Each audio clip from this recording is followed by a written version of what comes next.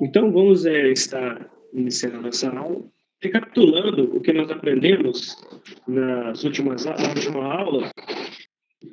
Nós estamos estudando a Confissão de Fé de Westminster e chegamos ao capítulo 1, que trata especificamente das Sagradas Escrituras, da Sagrada Escritura, que ele vai falar a respeito do que é a Sagrada Escritura. Só um minuto, irmãos.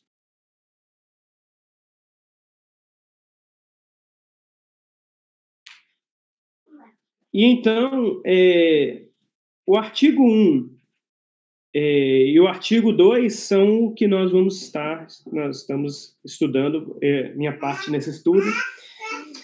Eu vou estar lendo, então, o artigo 1 do capítulo 1 e fazer um breve resumo dele.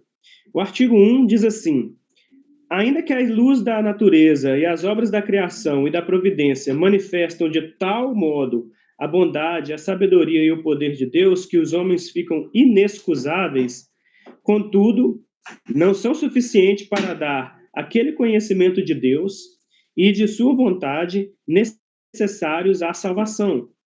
Por isso foi o Senhor servido em diversos tempos e de diferentes modos revelar-se e declarar à sua igreja aquela sua vontade, pois para a melhor preservação e propagação da verdade, para o mais seguro estabelecimento e conforto da igreja, contra a corrupção da carne e malícia de Satanás e do mundo, foi igualmente servido fazê-la escrever toda. E isso torna indispensável a Escritura Sagrada, tendo cessado aqueles antigos modos de revelar Deus a sua vontade ao seu povo. Então, nós fizemos todo o estudo e ficou esse último argumento para poder debater hoje, estudar hoje, né? Que é: isso torna indispensável a Escritura Sagrada, tendo cessado aqueles antigos modos de revelar Deus a sua vontade ao seu povo. Então, um breve resumo de tudo que nós viemos a estudar. Nesses pontos, nós fizemos algumas perguntas. E a primeira pergunta dá-se do primeiro argumento. E a primeira pergunta é: por que a revelação geral é insuficiente? Nós respondemos como? Nós descobrimos que, apesar de grandiosa, a revelação geral, que essa revelação, que é a luz da natureza, as obras da criação e da providência, que demonstram nas obras da criação mesmo, em tudo aquilo que foi criado, a glória de Deus, ela é insuficiente ela é insuficiente porque, apesar de ser grandiosa e maravilhosa, não leva ao conhecimento salvífico de Deus. E isso gera o quê? Gera o quê nas pessoas que não recebem o conhecimento salvífico? Os ímpios, falsos crentes e incrédulos, eles desviam a glória de Deus para outras fontes, si mesmo, natureza, ciência e acaso, né? Nós vimos como que as pessoas fazem isso, desviando a majestade de Deus para outras fontes que são eles mesmos, a ciência, a natureza e o acaso. Sendo assim, eles não reconhecem Deus como Criador e soberano. Apesar de muitos, como falsos crentes, por exemplo, dizerem que Deus é o Criador, eles não fazem o reconhecimento de Deus como Criador e soberano, porque as glórias de Deus específicas em certas características divinas, eles desviam para outras coisas. Por exemplo, a soberania de Deus. A soberania de Deus sobre todas as coisas. Todas as coisas. Aí alguns crentes, por não conseguirem conciliar Deus soberano e bom com a maldade no mundo, começam a fazer certas distinções, dizendo que Deus, por exemplo, não tem o controle sobre todas as coisas, por isso que o mal no mundo existe.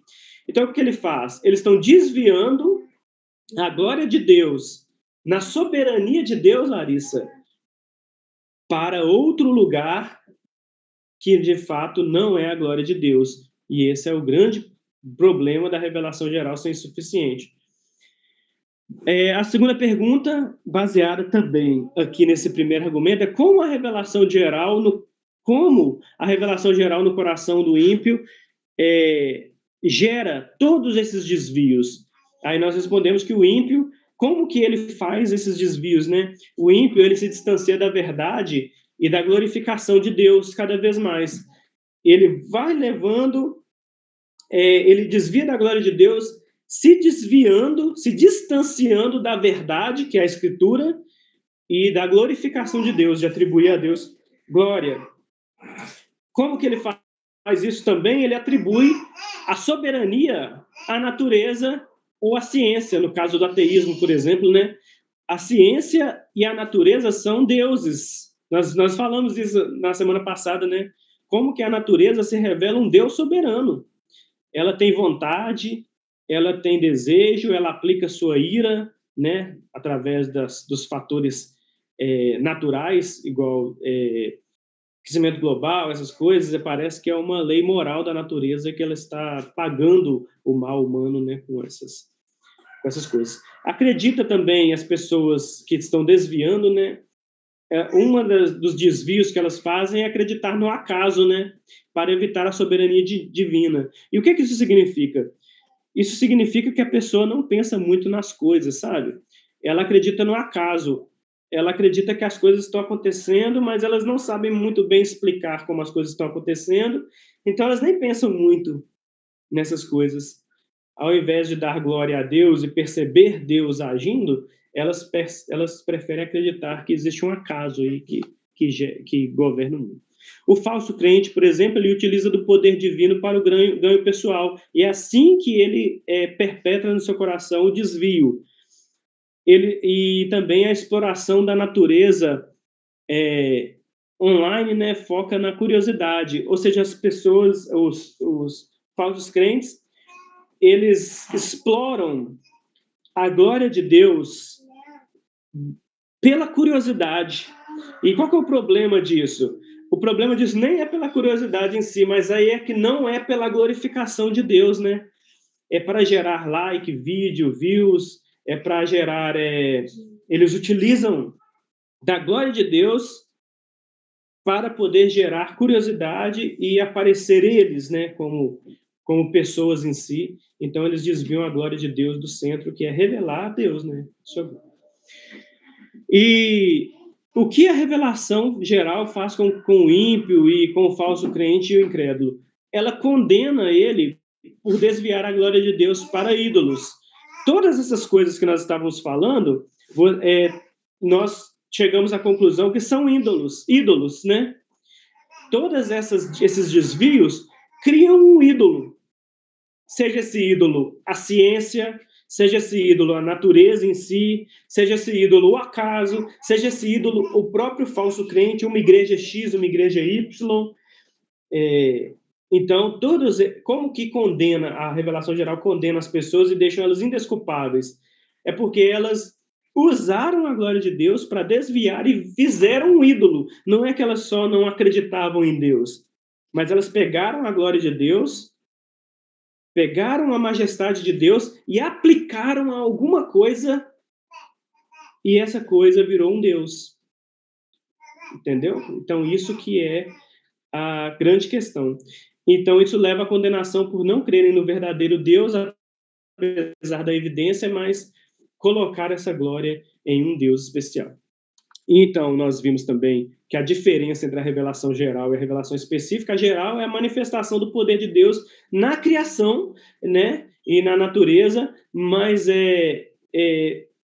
não revela a natureza geral, diferente a revelação geral, diferente da revelação especial, que é a palavra de Deus, né? Não mostra o homem seu pecado, não mostra sua relação íntima com o Criador, não revela o plano de redenção e nem o Redentor. Sendo assim, a revelação geral, ela não consegue levar, ela só consegue condenar, ela não consegue levar o ser humano à salvação. Mas a revelação especial, que é a palavra de Deus, a Escritura, revela a natureza de Deus, a natureza da pecaminosidade humana, a pecaminosidade humana em si, a necessidade de redenção, e identifica o Redentor como o Senhor Jesus Cristo. Ela faz isso tudo. Por isso ela é salvífica. E essa é a diferença de uma na outra. E como que Deus apresentou a sua revelação especial? Nós vimos que ele apresentou através de profetas, profecias, sonhos, revelações ao longo da história. Então, todos os profetas, aí entra uma questão importante. Alguém pode perguntar assim, mas hoje em dia, existe profetas profetizando novas profecias a respeito de Deus, escrevendo novos livros sobre Deus? Não, por que não existe? Porque se existir, esses profetas, eles devem, por exemplo, o profeta e a profecia, o sonho, a revelação, ela deve ser aplicada a um escrito, entendeu? Porque o objetivo da profecia, do sonho e da revelação na Bíblia era compilar a palavra de Deus, era apresentar às pessoas a revelação não geral, mas a revelação especial de Deus, revelação específica, a palavra de Deus, esse era o objetivo. Então, de forma clara e excelente, a revelação das profecias, profetas, sonhos e revelações, elas culminavam na Escritura Sagrada. Então, se alguém revelar hoje, obrigatoriamente ele deve escrever isso como revelação de Deus, né? E então, nós vemos que a revelação especial também apresenta o homem em sua condição pecaminosa e a necessidade de redenção, como apresenta Jesus Cristo. Apresenta o Evangelho, que é a mensagem da Bíblia, a aliança, Jesus Cristo como único Redentor. E agora, o último ponto que nós estudamos, do nosso resumo, diante da excelência de Deus em revelar, porque muitos continuam incrédulos e ímpios. Nós falamos a respeito de um problema filosófico e teológico. Muitos ateus apresentam esse discurso, né? Qual que é o discurso que eles apresentam? Se Deus é tão perfeito, por que ele não conseguiu revelar em excelência na natureza toda a sua vontade? Vocês lembram desse ponto, irmão? Vocês lembram desse ponto específico? Nós falamos sobre isso? Porque Deus não se revelou de forma completa, de maneira geral, né? Uhum. Porque ele não quis, né? Lembra, assim, nós tratarmos. Uma resposta bem clara e objetiva é essa, porque ele não quis. A prova é ele, né? Que o plano de salvação ele fosse revelado a nós do jeito que foi, né? Com o Cordeiro sendo morto desde a fundação do mundo e sendo revelado de maneira escrita, que você mesmo sempre diz para nós, né? O quão isso é mais maravilhoso. O quão uma revelação escrita ela é muito mais maravilhosa. Sim. Então, diante da excelência de Deus em revelar, por quê? Porque muitos continuam incrédulos, ou seja, Deus não foi suficientemente excelente? Não, a resposta é exatamente essa. Deus, no seu plano eterno, ele resolveu dar a salvação pela fé através da pregação do Evangelho. Paulo vai dizer isso, né? Aprove ao Senhor salvar através da loucura da pregação do Evangelho. Por quê? Porque o Senhor quis assim, né? E isso nos revela o quê? Porque diante da excelência de Deus em revelar, porque muitos continuam incrédulos e ímpios, né? E muitos que ainda têm acesso, porque aí vem a questão.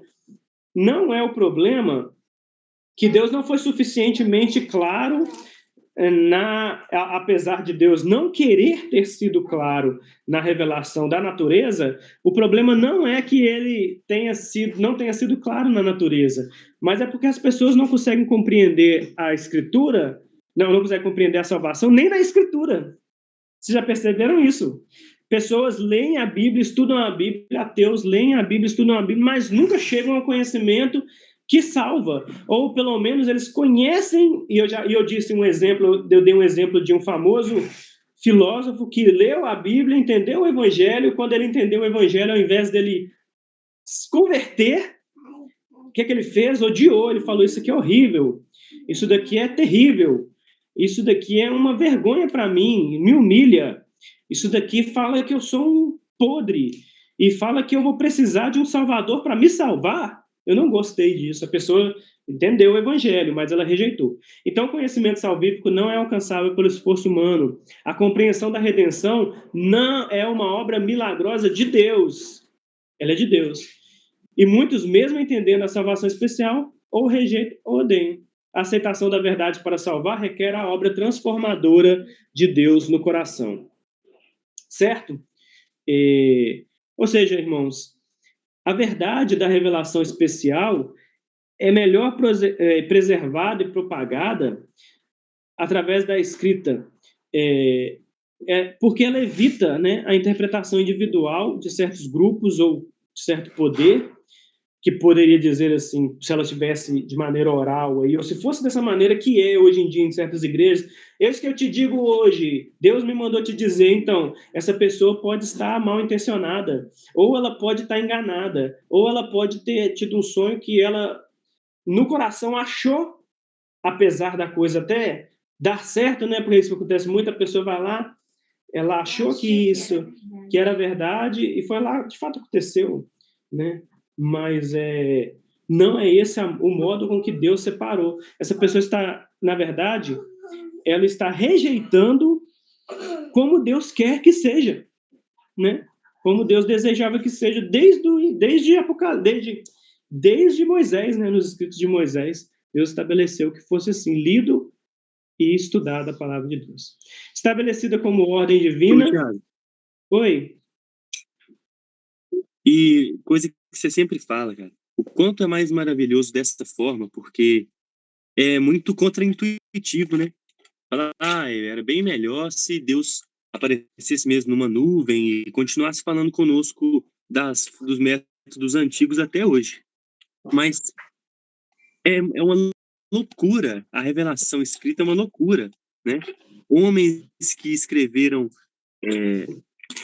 por mais de 2.000 anos, né? Mais de quase 4.000 anos de diferença, escreverem as mesmas coisas e esses escritos serem preservados, escritos da época que não havia nem papel, esses escritos serem preservados, e essa será a forma final que Deus usa para a preservação da sua palavra. Que loucura, né? Pois é, olha só o que o Wesley trouxe, né? A questão da escritura ser maravilhosa é porque, de fato, e logicamente falando, seria muito mais fácil se Deus aparecesse nos céus, né? E escrevesse sua vontade nos céus todo dia de manhã. E até um ateu, eu estava vendo um debate entre um ateu e o William Lane Craig, o ateu, que é um bom ateu até, bom ateu entre aspas, né? Ele era muito inteligente, né? Ele falou que ele creria se Deus escrevesse de manhã no céu a sua vontade, ele creria na hora, sim. Ele falou, se eu acordasse de manhã, olhasse para o céu e nas nuvens aparecesse a mão de Deus e Deus escrevesse lá a sua vontade, eu creria, porque isso seria lógico, isso seria crível se isso acontecesse. Aí o William Lane Craig deu uma resposta, o Wesley, nele, que foi assim, você não creria, porque você acharia que isso era um delírio. Você acharia que você estava delirando. Porque sempre você vai arrumar uma desculpa, o incrédulo sempre vai arrumar uma desculpa para não crer. Agora, a Bíblia é infinitamente mais incrível, porque ela é milagrosa. Ela é infinitamente superior, porque quem pode acreditar na Bíblia? Quem pode olhar para esse livro e dizer, é um livro. Milhões de livros que nós temos, bilhões de livros, eu arrisco dizer, né? Bilhões de livros que existem no mundo, né? Milhões. E a Bíblia, Deus resolveu salvar as pessoas através de ler um livro. E esse livro, ele resolveu preservar esse livro de maneira perfeita. Nós sabemos, hoje em dia, é quase que um suicídio acadêmico alguém dizer que a Bíblia não que a Bíblia não está preservada de maneira perfeita, né? Quase um suicídio acadêmico pelo tanto de provas que nós temos de que a Bíblia é um livro fiel aos seus textos originais. Então Deus resolveu salvar o mundo através de um livro. Quem poderia imaginar, né?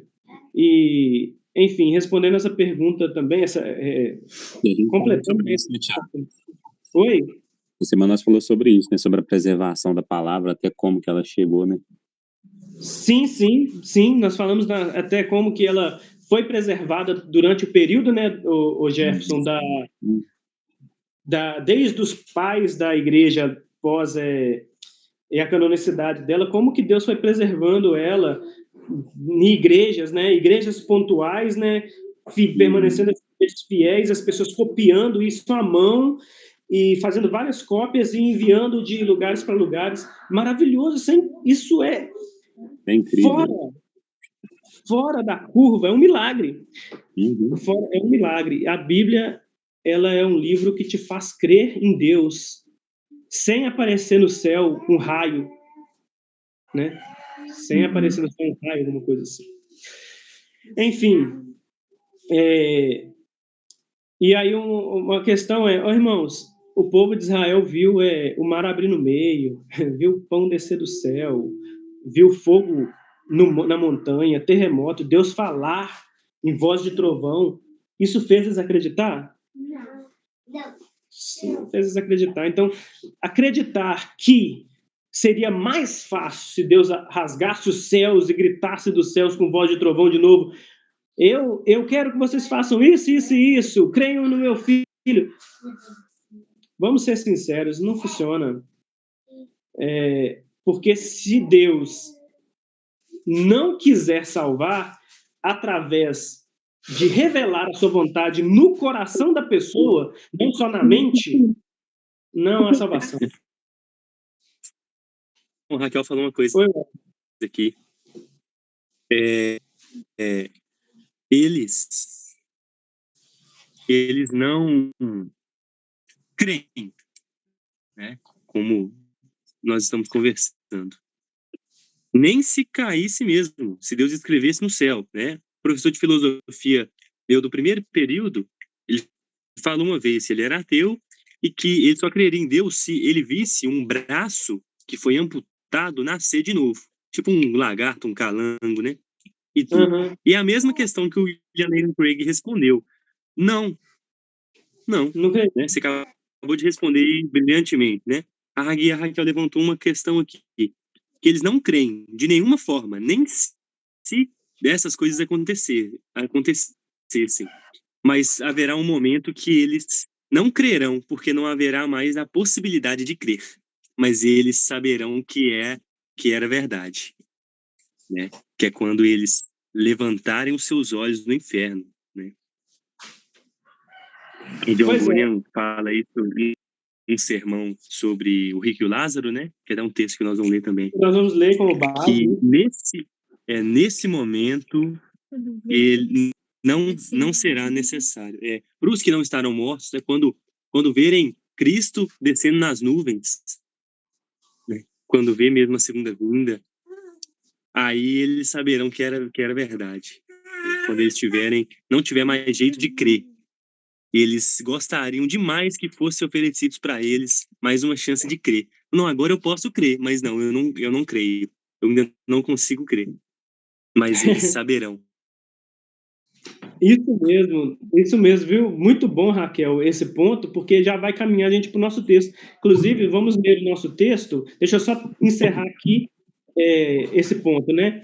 Como se dá a segurança e o conforto da palavra de Deus contra a corrupção da carne, da malícia de Satanás e do mundo. Nós falamos a corrupção da carne. Para a corrupção da carne, do eu, o ser humano, mesmo que pode corromper através de interpretar a Bíblia, ela serve como lei objetiva para julgar a moral, expondo o caráter consistente de Deus. Em qual sentido? No sentido do vídeo que o William, quem não viu o vídeo ainda, o William postou no Instagram dele, no sentido de que quando você olha para os 10 mandamentos, você vê que existe um caráter de Deus, que Deus, nos 10 mandamentos, Deus está falando, isso sou eu pensando.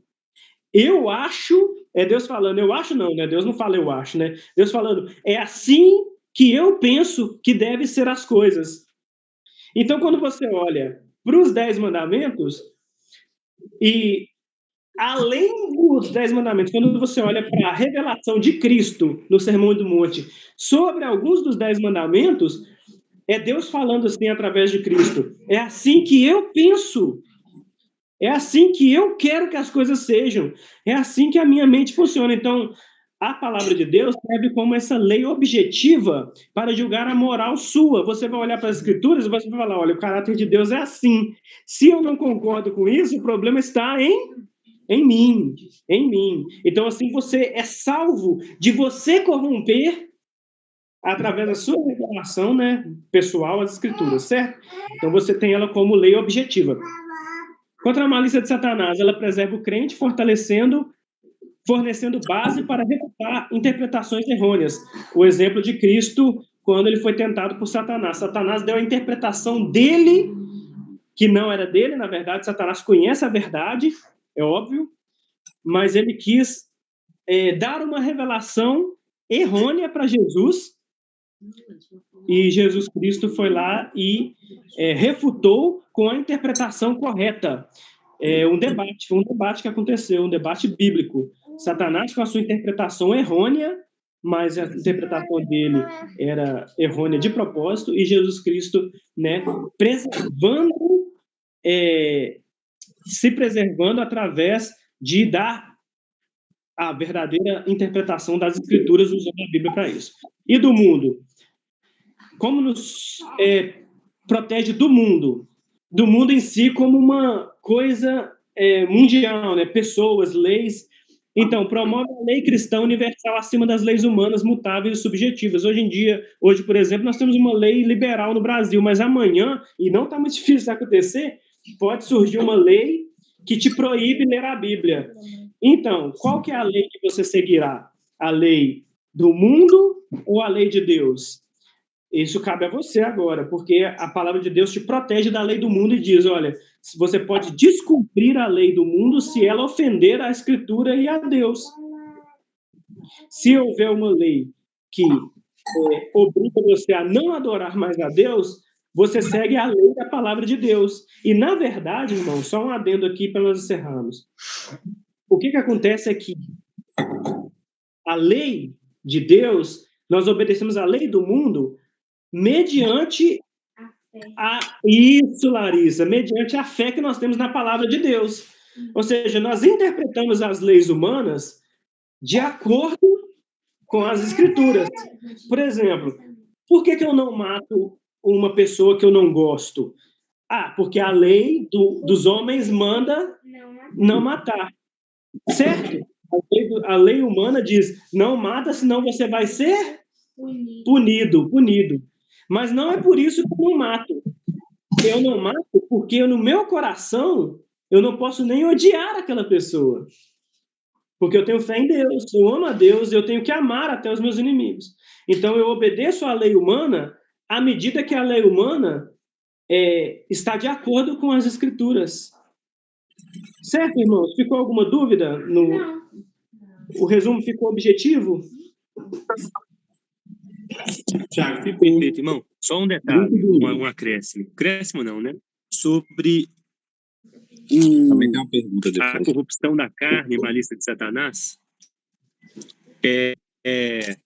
Sobre a proteção da verdadeira interpretação das Escrituras contra falsas interpretações, isso foi exaustivamente tratado nas aulas introdutórias, né? Nas nossas aulas introdutórias. Então, quem ainda não assistiu às aulas de introdução à confessionalidade, esse assunto foi profundamente tratado lá.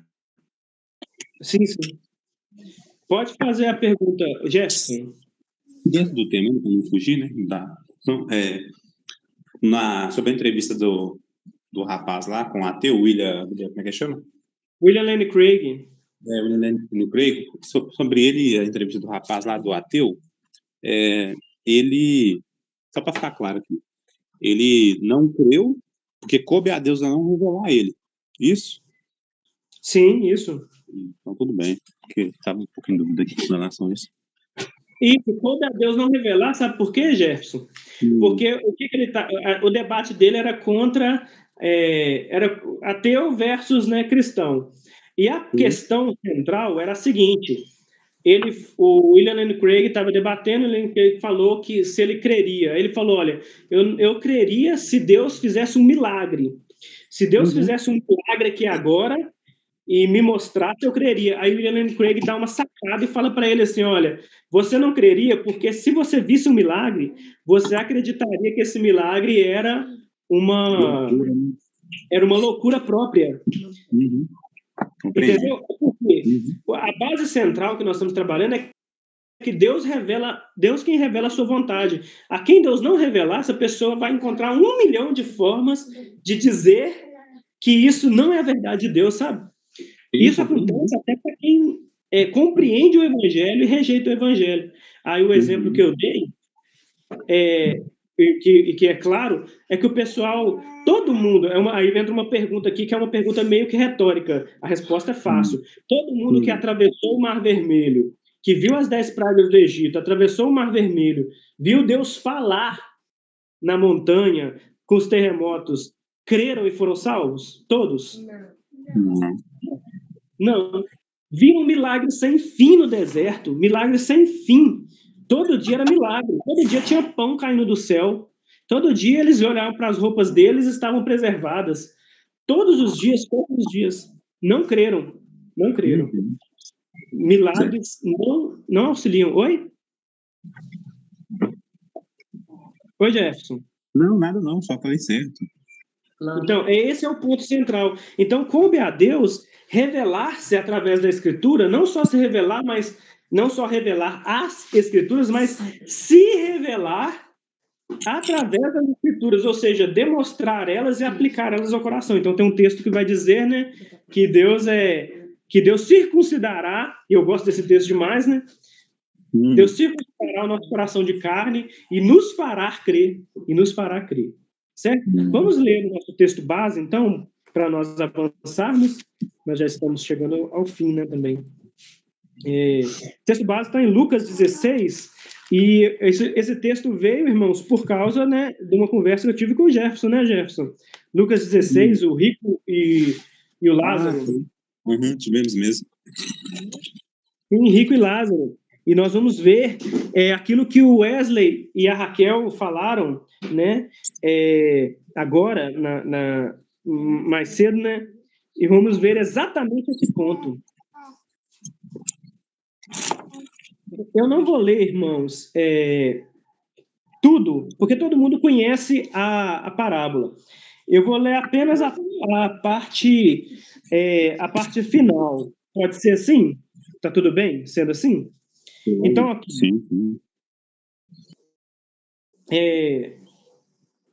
eu vou ler a partir do 24. O 24 diz assim, é claro que nós estamos com o rico no inferno. Então, clamando, o rico, né, disse: Pai Abraão, tem misericórdia de mim e manda que Lázaro molhe em água a ponta do dedo e me refresque a língua, porque estou atormentado nessa chama. Uma das primeiras sermões que eu fiz, que o Wesley estava presente, foi nesse texto. Eu não lembro, o Wesley não deve lembrar, mas eu preguei nesse texto. E o que eu estava dizendo é exatamente esse ponto central aqui, é que o rico está no inferno, certo? E ele é um judeu, pelo que parece, porque ele chama Abraão de pai Abraão, né? Pai Abraão. E o que ele diz? Pai Abraão, manda a Lázaro refrescar a mim. Ou seja, ele ainda estava acreditando que ele estava vendo Lázaro, ele ainda estava acreditando que Lázaro era, de certa forma, inferior a ele. Era um servo dele, que deveria suprir a necessidade dele, né? Ele não pediu para Abraão como igual. Abraão, me refresca. Ele fala, manda Lázaro, né? Lázaro deve ser o nosso servo ainda. O cara no inferno. Ou seja, a mentalidade no inferno da pessoa vai mudar? No inferno a mentalidade não muda, queridos. Não é porque a pessoa está no inferno sofrendo que a mentalidade dela muda, porque, irmãos, tem uma coisa por certa. A mentalidade cristã é milagre. Você só é cristão verdadeiro por causa de um milagre que transformou a sua mente. Caso contrário, não existe inferno que te transforme, que mude a sua mentalidade. Pode ter certeza disso. Então, o versículo 25. Disse, porém, Abraão: Filho, lembra-te de que recebeste os teus bens em tua vida, e Lázaro igualmente os males. Agora, porém, aqui ele está consolado, tu em tormentos. E, além de tudo, está posto um grande abismo entre nós e vós, de sorte que os que querem passar daqui para vós não podem, e nem os de lá passar para nós. Então replicou: Pai, eu te imploro que mandes a minha casa, que o mandes, o Lázaro, né? A minha casa paterna. Ele não entendeu nada.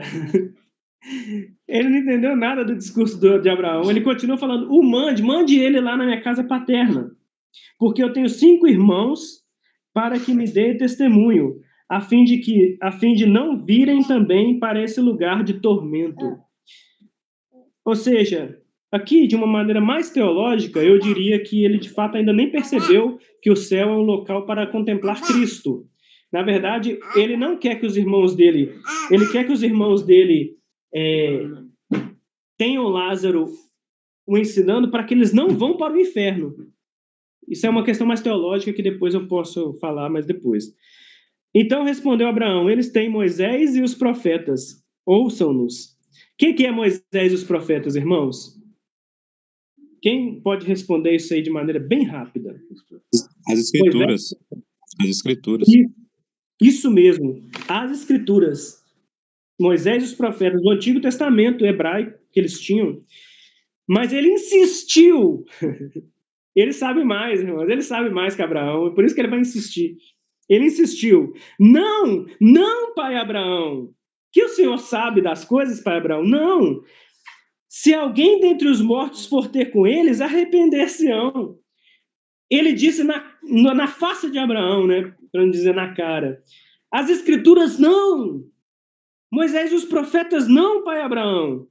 Não vão crer.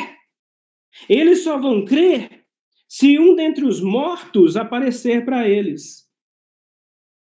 Aparecer para eles. Ele disse que Abraão era um mentiroso no inferno. Não, o senhor não sabe de nada, Abraão.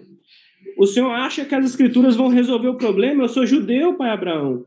Eu conheço as Escrituras, eu nunca fui transformado, elas não servem para nada, pai Abraão. Tem que ter um milagre. Tem que ter um milagre. Então Abraão, porém, lhe respondeu: se não ouvem a Moisés e os profetas, tão pouco se deixarão persuadir, ainda que ressuscite alguém dentre os mortos. Jesus aqui fechou completamente o problema revelação especial versus Escritura. Certo, irmãos? Tem alguma dúvida sobre o texto, para a gente poder partir para o final desse ponto? Sim. Fica claro, não fica? Claríssimo. Como se Abraão falasse. Não, como se o Lázaro falasse. Não, rico. Desculpe, rico falasse. Não, como o ateu do William Lane Craig, né?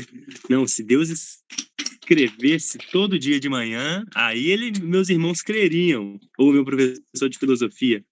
Não, se um braço crescer do zero, aí eu creria. E a Raquel também falou que, olha, Moisés e os profetas é como se o rico também falasse: não, isso não funciona, porque eu tinha Moisés e os profetas, né? Eu tinha Moisés e os profetas e olha onde eu estou. Então aquilo não serve de nada, né? Não serve de nada. Exatamente. Exatamente. Muito bom, muito bom. Muito perspicaz. Vamos agora para o ponto 3, que é o argumento final, que é esse aqui, ó. Isso torna, ou seja, depois de tudo isso, depois de Deus ter servido de fazer e escrever a palavra de Deus toda. Então, nós não temos Moisés e os profetas, mas Moisés e os profetas e Jesus. Jesus. Sabe por que Jesus? Porque o autor de Hebreus vai dizer que a última revelação, o Novo Testamento, é Jesus revelando. É a revelação de Jesus, certo? Então, nós temos o Antigo Testamento, Moisés e os profetas, e o Novo Testamento, Jesus revelado e revelando. Isso, ou seja, essa revelação torna indispensável a Escritura Sagrada, tendo cessado aqueles antigos modos de revelar Deus, a sua vontade ao seu povo. Então, nesse ponto 3, vamos pegar aqui, eu vou pegar aqui, peraí, rapidamente, irmãos, por favor. Com licença.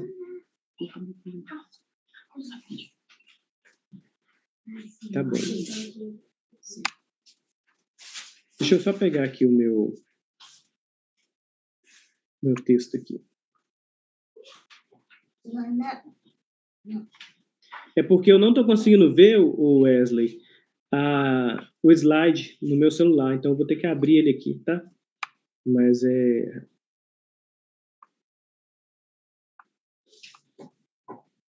que aí agora eu vou entrar vou sair daquele estudo que eu fiz e vou começar a pegar aqui o slide.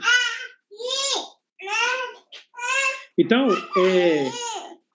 se vocês estiverem vendo aí o slide, tá assim, sola escritura versus antigos modos da revelação, né, da palavra de Deus. E nós vamos fazer essa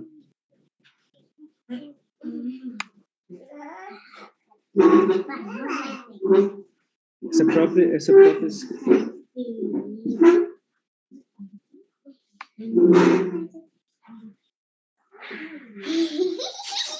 ponto 2, ponto 3, ponto 3.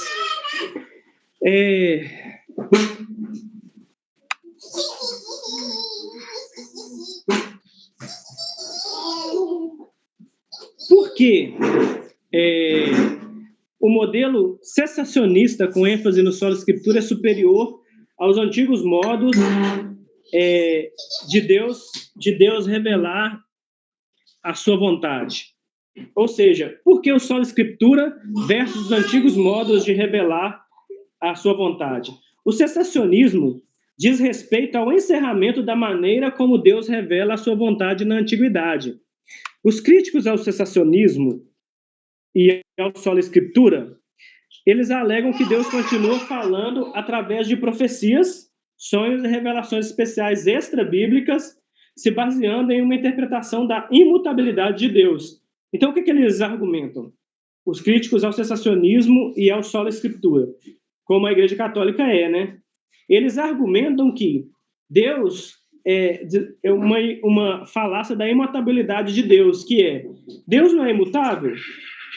Então, se Deus é imutável, assim como ele falava através das profecias e sonhos, ele deve falar hoje.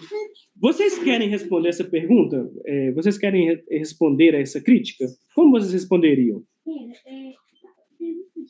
Bom, então, Thiago, antes não tinha vindo ainda Cristo, apesar dele já estava morto fora do tempo, conforme a gente já sabe que é dito lá no livro de Apocalipse, mas isso foi antes da vinda de Jesus Cristo. E agora a forma mudou. Até o próprio Espírito Santo está aqui para cumprir um papel que não era cumprido, né, no Antigo Testamento. Sim, sim. E mais alguém quer tecer alguma? Oi. Sim, contra esse argumento, eu poderia falar de uma maneira bem delicada e agradável, que falta massa encefálica na pessoa, mas isso seria mentira, né? Porque não se trata de inteligência, sim da revelação de Deus, né? Mas, sem brincadeira, agora falando sério, se Deus é imutável, então por que nós não estamos apedrejando ainda prostitutas, ladrões, quem não guarda o dia do Senhor? Por que nós não estamos apedrejando em praça pública essa galera toda? Inclusive, nós não estamos sendo apedrejados. Então, esse argumento da imutabilidade de Deus, ele só vale quando é para aquilo que eu gosto, né? Agora, não. Quanto a as demais leis de Deus, não, elas não valem mais. Por quê? Então isso é incongruência, né? Sim. O ponto central, irmãos, é porque Deus é imutável. E a revelação cessou por causa da imutabilidade. Então, alguém afirmar, por exemplo, Deus é imutável. Se Deus é imutável, por que ele mudou a forma dele se revelar? Ele não mudou a forma de revelar. Pelo contrário, Deus é imutável. Ele prometeu que um dia se revelaria especialmente no Messias. Se Deus continuasse revelando hoje, aí ele estaria mudando a forma, mudando aquilo que ele prometeu. A promessa de Deus era que viria aquele que era perfeito, a imagem perfeita das coisas obscuras do Antigo Testamento, e quando viesse e fosse explicado, seria revelado completamente. Seria cumprido, ele cumpriria a lei, né, esse perfeito, assim como aconteceu. Então, o encerramento desses meios antigos, eles encerram porque Deus prometeu que encerrariam. Então, se continuassem, então Deus não estaria sendo imutável, ele estaria mudando o que ele disse. Entenderam o argumento? Eu entendi. Deus é imutável. Isso. E porque ele é imutável, ele prometeu que encerraria. Apesar dos argumentos já terem sido trabalhados anteriormente também, né, juntamente com a ampla base bíblica, né, nos pontos de referência que tem aqui, que depois vocês confiram os pontos de referência do capítulo 1 das Escrituras Sagradas, né, que são muito bons e muito coerentes.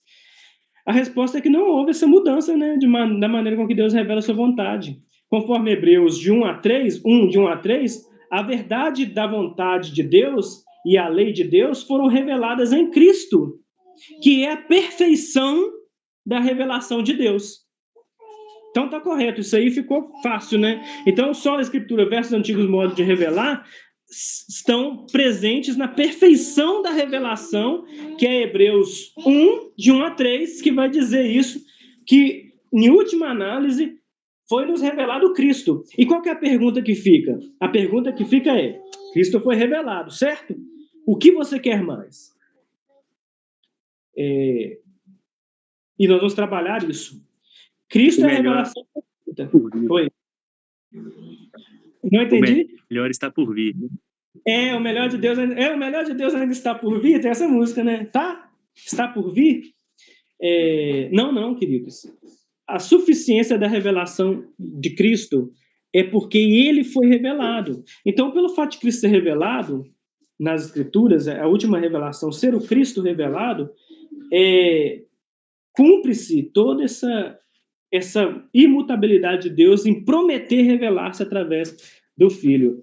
Então, Cristo é a perfeita revelação de Deus. Se você diz que não, que crê em outro tipo de revelação, que não é a revelação do Cristo na Bíblia, você acredita que não foi perfeito a revelação de Deus. Ou seja, suficiência da revelação de Cristo, né? E a implicação dessas novas revelações estão baseadas no fato de que você acredita que ainda falta alguma coisa, né? Falta alguma coisa. E não há problema em acreditar isso. Sabe por quê? Porque isso é coerente. É a única coisa coerente que você pode dizer. É dizer, Deus não foi perfeito ainda em revelar a Escritura. Falta muita coisa para ele revelar ainda. Deus tem que revelar ainda muita coisa. Então, por exemplo, igual os Testemunhos de Jeová, os Mormons, que têm seus evangelhos separados, os espíritas têm seus evangelhos separados, porque eles acreditam coerentemente, e a Igreja Católica, que tem vários, né, textos que não os deuterocanônicos, quando eu falo as suas bulas papais, os decretos e os concílios são de igual revelação com as Escrituras, porque está faltando, né? Então, a suficiência da revelação de Jesus Cristo e as implicações de novas revelações, Cristo é a imagem perfeita de todas as revelações da Escritura. Nele se cumpriu toda a Escritura, sendo que cada palavra da Escritura do Antigo Testamento e do Novo apontavam para Cristo. Assim, se revelou todas as profecias que apontavam para ele. Certo? Correto? Vamos avançar. As Escrituras precisam de elementos de acréscimo. O único objetivo das Escrituras é tão somente revelar o Cristo e o Messias. A Bíblia inteira foi escrita para revelar unicamente Jesus Cristo como a vontade, verdade, poder e glória e imagem perfeita do Deus invisível. Nele temos a lei cumprida, a redenção dos pecados pela sua morte, a santificação pela transformação da mente, por estarmos em Cristo, e, por fim, a glorificação através da ressurreição do Cristo em nós. Não há mais revelações, não porque Deus não tem poder para revelar, ou porque Deus não teria poder para fazer isso, mas é porque cessou os modos antigos de Deus revelar a sua vontade, não porque Deus não pode ou não tem poder, mas sim porque o Cristo, que é perfeito, foi revelado e toda a sua obra foi revelada, não restando nada para ser dito ou acrescentado. As Escrituras precisam de emenda de acréscimo? Não. E a resposta não é não porque Deus não tem poder para isso, mas é porque não há necessidade de acrescentar ao perfeito. Qualquer acréscimo que julga estar revelando uma nova mensagem de Deus alega em si dizer que Cristo não foi suficiente e a sua revelação não foi completa. Está dizendo que Deus falhou em revelar as suas Escrituras e deixou coisas para os seus filhos inacabadas. Certo? Certo, Tiago. E aí há problemas semânticos também, de sentido da palavra, né? De significado das palavras. Se eu digo que algo é perfeito, a própria palavra já diz. É mais do que feito. Ele já está além do que foi feito. Ele é perfeito, né?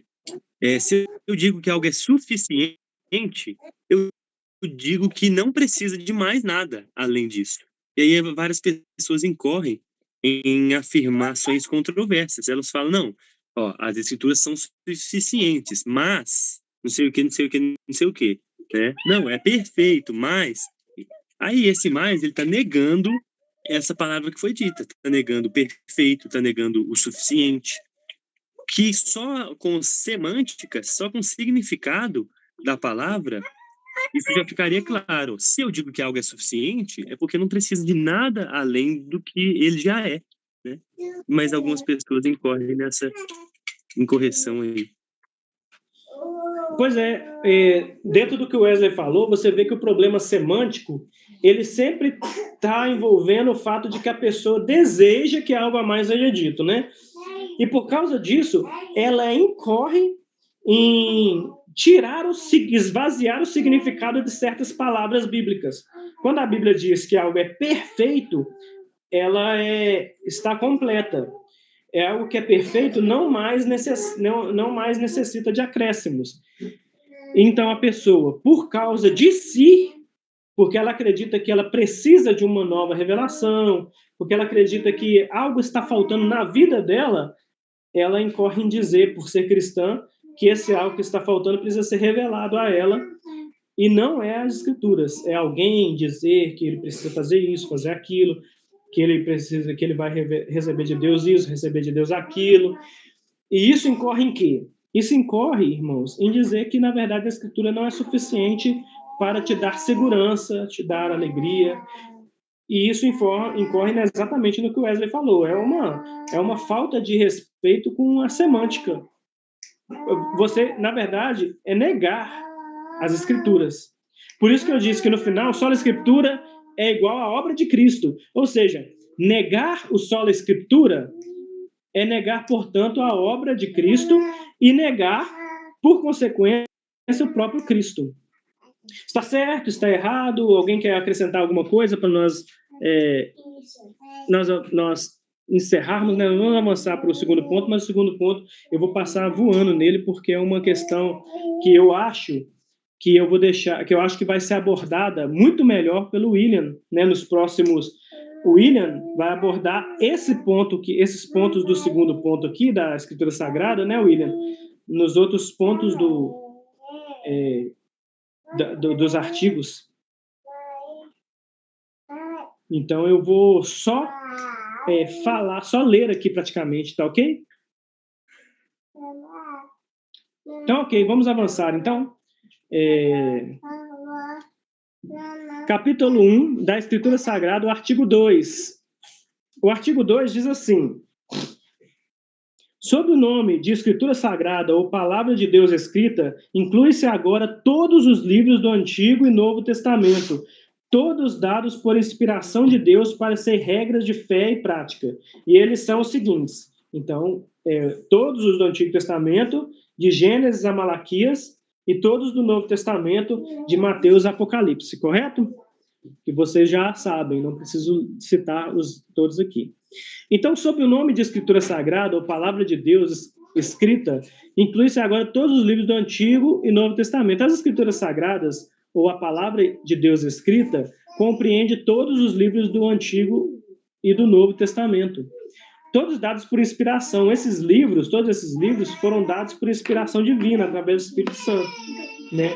De maneira diversa da maneira com que o Espírito Santo inspirou a maneira de produção. Mas o correto é dizer que Deus, através do seu poder pelo Espírito Santo, escreveu esses livros por esses autores.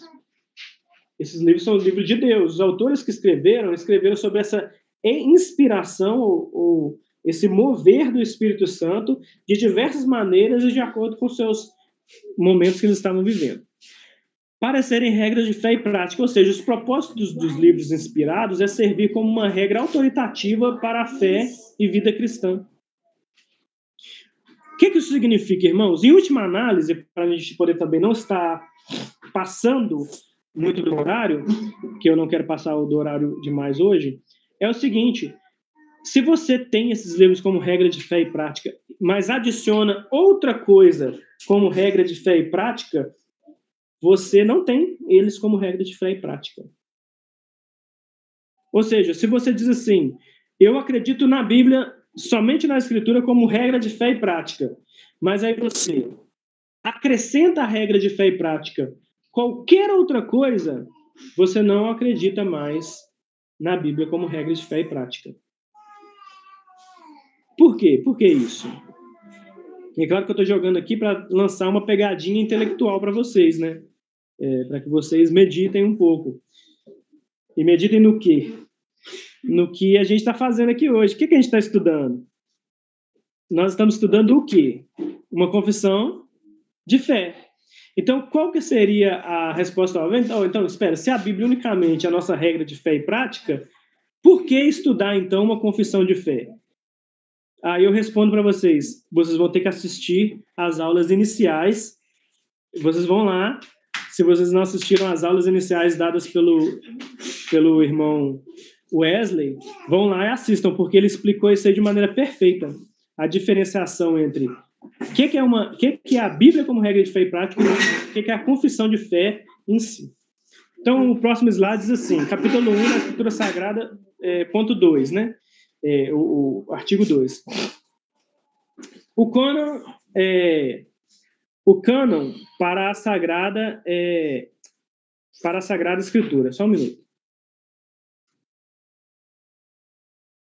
Olha, tanto o cânon do Velho Testamento, conforme a coleção judaica, quanto do Novo Testamento, são considerados completos e inspirados pelo Espírito Santo. Esses livros são destinados à criação e ao norteamento da fundação da fé, né?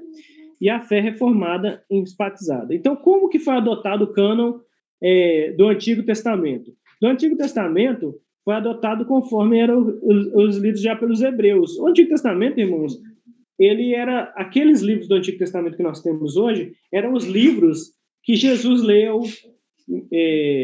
que Jesus estudou durante a sua vida na Terra, que os apóstolos estudaram. É o Antigo Testamento hebraico antigo. Nós porque Jesus aceitou, ele disse que eles são inspirados, eles já são inspirados, mas eles mesmos já tinham categorias inspiradas já lá no Antigo Testamento mesmo. Eu não vou entrar muito aqui porque eu acredito que esse assunto pode ser depois debatido em outros momentos. Foi definitivamente canonizado pelos cristãos, né, o Antigo Testamento pelo Concílio de Jamina, em 90 depois de Cristo.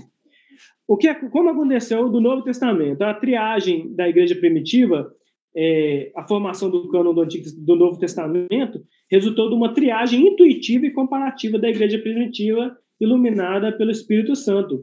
A Igreja eliminou escritos que usurpavam a autoridade apostólica, ou seja, que diziam que tinham autoridade apostólica ou que eram chancelados pelos apóstolos, eles próprios rejeitavam e ficaram só com aquilo que os apóstolos escreveram e aquilo que os apóstolos disseram que era inspirado. As escolhas basearam-se na cristocentricidade, biblicidade e apostolicidade na hora de fazer essas análises, né?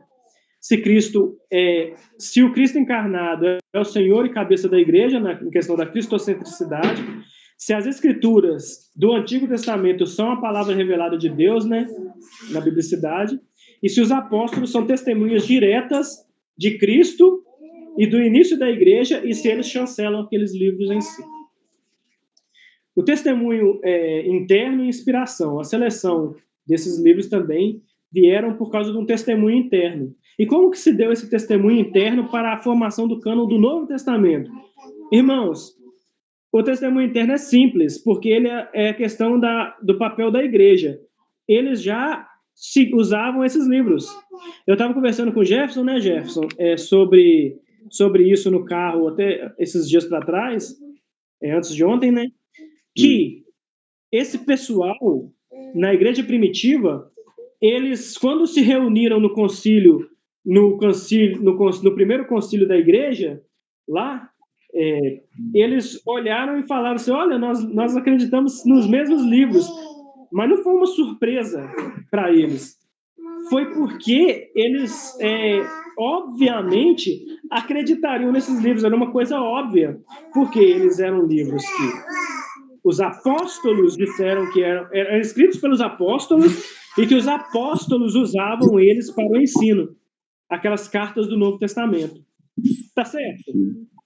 Fica compreendido isso, irmão? Que o cânon do Novo Testamento não é uma coisa bagunçada, que reuniram um dia e falaram, põe esse, tira esse, põe esse, tira esse. Não foi isso. Cânon, que significa regra de medir, eles assimilaram quais livros eles já estavam usando como regra de fé, como inspirados, a partir de quê? A partir de um testemunho de que os apóstolos escreveram e, além dos apóstolos terem escritos, os apóstolos chancelaram esses livros.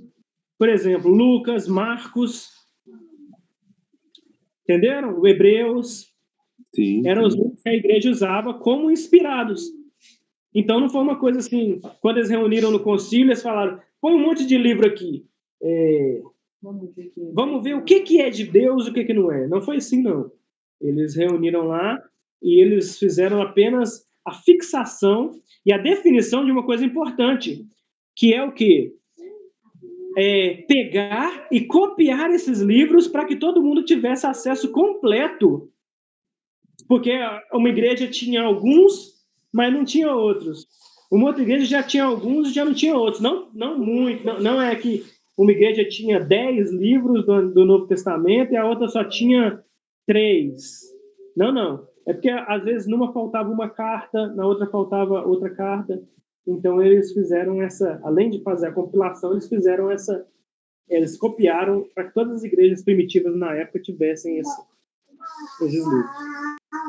A posição de Jerônimo em relação aos apócrifos também é importante, porque ele traduziu a Bíblia hebraica para o latim, né, chamada Vulgata, e ele recomendou que os apócrifos não servissem como base bíblica, e esse Jerônimo, irmãos, é um dos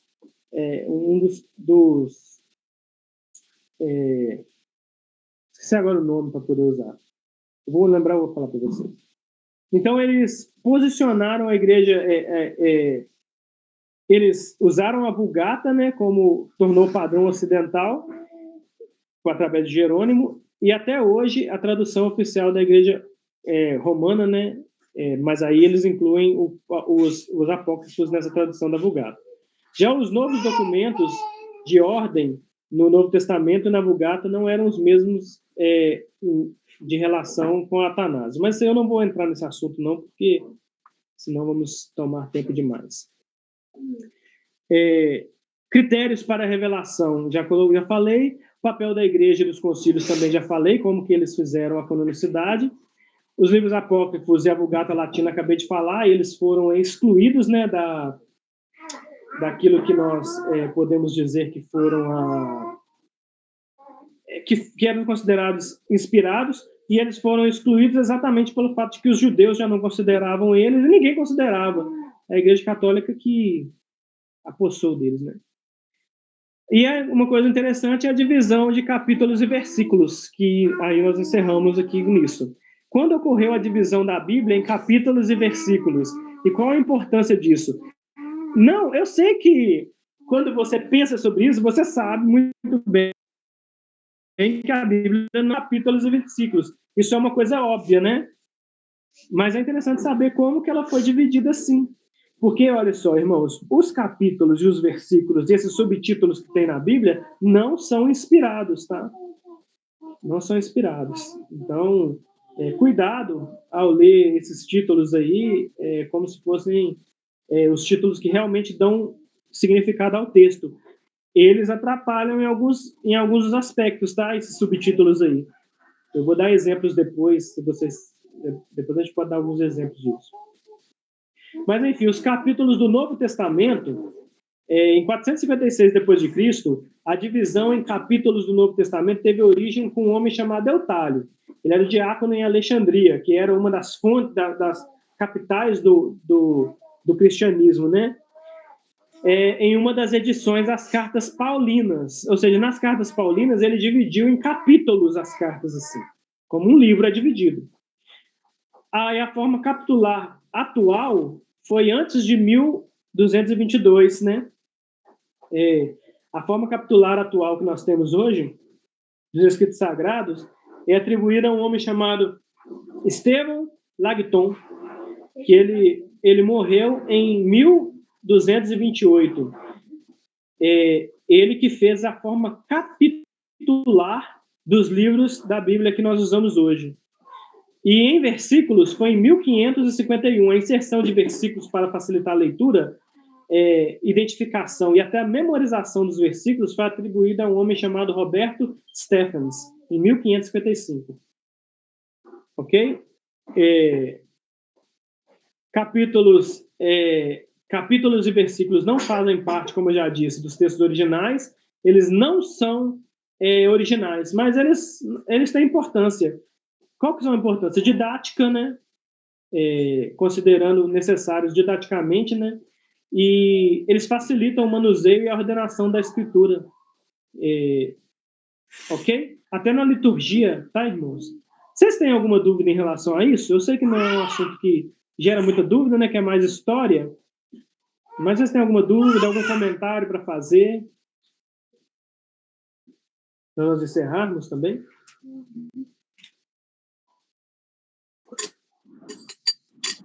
Não, querido. Quanto a isso, não. Só mesmo agradecer a esses camaradas aí, porque realmente para citação, realmente é uma organização muito boa. Glórias a Deus. Sim, verdade. Só não é inspirado. Por exemplo, Lucas 15, versículo 1. Isso não existe. 15:1 não existe. A gente usa. Mas o que tem mesmo é o texto, né? É o texto. Para mapear fica bom, né? Para identificar. Oi? Não, falar que para mapear a Bíblia ali, você ter mais organização é bom. É bom, ótimo. Por exemplo, em Lucas 15, que eu falei, do versículo 1 até o versículo 32 é um capítulo inteiro que fala 3 parábolas. Só que aí as pessoas dão títulos para essas 3 parábolas. Parábola da ovelha perdida, parábola da dracma perdida e parábola do filho pródigo, né?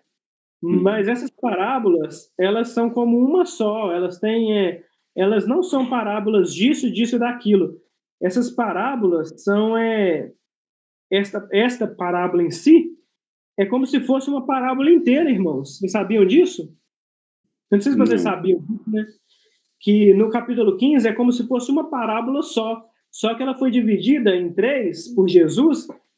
Jesus deu 3 sentidos para explicar uma parábola. Não, era porque como elas tratam 3 assuntos. Um era a ovelha perdida, né? O outro era a dracma perdida e outro filho perdido. O filho pródigo, que era o filho perdido. Só que Jesus estava falando do mesmo assunto, de que Jesus veio para resgatar os que se haviam perdido, os pecadores. Então, é uma grande parábola sobre Jesus resgatando pecadores de 3 formas distintas. Né? Olha o problema aí, né? O problema dessa divisão e dos títulos e dos capítulos. Tem capítulos também, especialmente em cartas do apóstolo Paulo, que o sentido, às vezes, dos últimos versículos de um capítulo, eles estão diretamente ligados com os primeiros do próximo. Eu não lembro algum agora. É como se o assunto até terminasse microassunto, começasse no fim de um capítulo, terminasse no começo do outro. E aí você vê, essa divisão de capítulos atrapalha. Às vezes a gente começa ali do versículo 1º de um capítulo, achando que está começando um sentido novo, e na verdade é a continuação do que já foi tratado, né? Então, isso também nos atrapalha, né, de certa forma, apesar de ser bom para a organização, isso também nos atrapalha, né? Interessante. É interessante. Olha só, um capítulo que me incomoda muito, eu vou confessar para vocês uma coisa, irmãos. Tem um texto, tem essa divisão na Bíblia que me incomoda muito, muito, muito, porque muitas vezes os pastores pregam nesse texto de maneira não equivocada, mas eles não dão o sentido real ao que o texto quer dizer. Por exemplo, Efésios. Efésios, irmãos, começa no capítulo 4 e ele trata 3 assuntos só. Só que esses 3 assuntos do 4, eles são tratados do 4, versículo 1 até o 24, tá? Do 4, do versículo 1 do 1 até o 24, isso mesmo. Depois, a partir do 25, vai tratar até o capítulo 6, versículo 20. É o mesmo assunto do capítulo 4 de Efésios, versículo 25, até o capítulo 6, versículo 20, é um assunto inteiro. É claro que você não consegue tratar um assunto desse tamanho num só sermão. Mas quando eles dividem, eles vão e pegam o texto e fazem uma divisão muito ruim. Por exemplo, não vos embriagueis com vinho no qual há dissolução, mas antes enchei-vos do Espírito.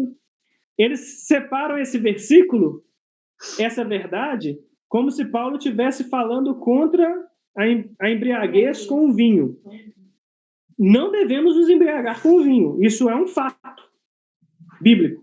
Mas não por causa desse versículo. Porque esse versículo, Paulo está usando a embriaguez com o vinho como um exemplo, como uma escada, um trampolim para te lançar uma verdade. Qual verdade que é essa? Que você deveria estar cheio do Espírito Santo.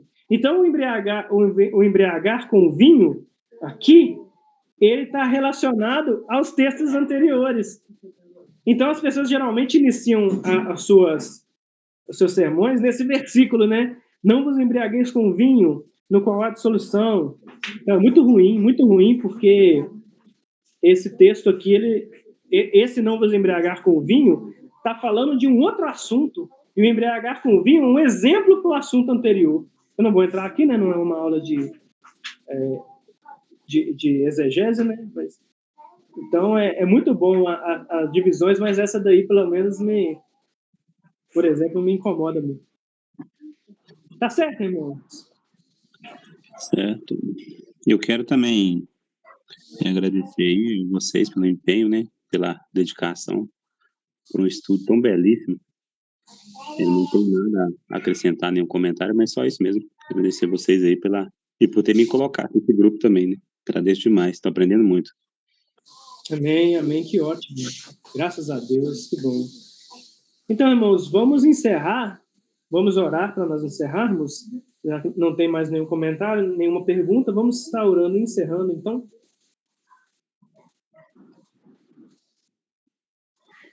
Certo? Certo. Perfeito, meu irmão. Eu vou orar para nós encerrarmos. Deus, nós somos gratos a Ti pelas infinitas misericórdias do Senhor, porque, de fato, o Senhor foi muito bondoso para conosco e demonstrou, Senhor, um amor profundo. Porque, Senhor, quem somos nós, ou o que nós temos de bom, ou o que em nós mesmos é suficientemente agradável a Ti, qualquer padrãozinho de bondade que seria o suficiente para o Senhor nos permitir estudar a Tua palavra. Ó Deus, a resposta é nada. Na verdade, a resposta, Senhor, ela é negativa. Nós, ao contrário de fazermos alguma coisa que seja bom, ou que atenda a qualquer padrão mínimo que possa chegar a Ti e o Senhor disser, sim, eu vou dar a minha palavra a esses homens, essas mulheres. Não, Senhor, nós fizemos o contrário, o oposto. Fomos maus, nos comportamos mal durante a semana inteira, e nossos corações se voltaram para tantas coisas que não são para a glória do Senhor. O trabalho que o Senhor nos deu para Te glorificar, nós usamos muitas vezes para poder glorificar a nós mesmos. Nós usamos ele como, até muitas vezes reclamamos dele, mas ele foi feito para Te glorificar. As nossas mentes e as nossas famílias foram feitas para Te glorificar, mas nós usamos elas como, até reclamamos, de certa forma, delas. Ó Pai, nossos corpos foram feitos para Te glorificar e nós usamos eles muitas vezes para o nosso próprio bem, ou, Senhor, de maneira errada, nós usamos nossos corpos, consumimos alimentos até que vão prejudicar os nossos corpos. São tantas coisas que nós podemos citar aqui, que nós fazemos, que poderia nos desclassificar, obviamente. Papai, então o amor do Senhor é muito grande para conosco. A Tua palavra sagrada e a Tua revelação profunda nos foi dada apesar de nossos pecados. Obrigado, Deus. Obrigado, Deus. Obrigado por isso. Nós só temos a Te agradecer, Senhor, dos céus e da terra, pela misericórdia do Senhor. Sem ela, nada seríamos, nada poderíamos. Papai, abençoe o Teu estudo em nossos corações, Senhor. Só de estudá-lo já é maravilhoso, mas, Senhor, nós não queremos que esse estudo seja como um ateu estudando, que teve um monte de informações agora, um monte de coisas, e agora pode debater assuntos, pode conversar com pessoas e demonstrar sua grande capacidade intelectual. Nós queremos que esse estudo, Senhor, Te glorificar. Nós queremos poder preparar, Senhor, poemas, poesias, música, sermões, pregações. Podemos querer transformar os nossos corações. É claro que não podemos, né? O Senhor quem transforma os nossos corações. E imploramos a Ti que esse estudo transforme os nossos corações para Te amar. Que é esse o objetivo. E eu imploro isso no nome de Jesus para mim, para minha família e para a família de cada um dos irmãos que está acompanhando aqui e depois pelo YouTube também. Abençoe-nos, Senhor, e nos faça isso em nome de Jesus. Amém.